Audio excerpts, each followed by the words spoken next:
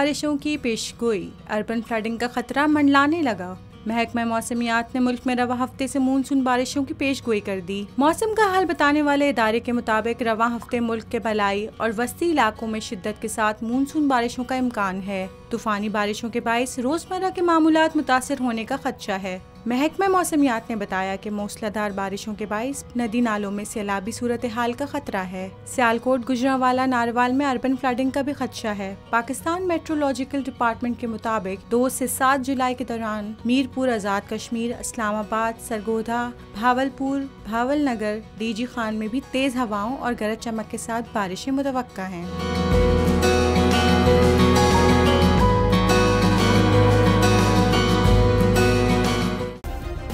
Subscribe करें और bell दबाएं ताकि कोई खबर रह न जाए।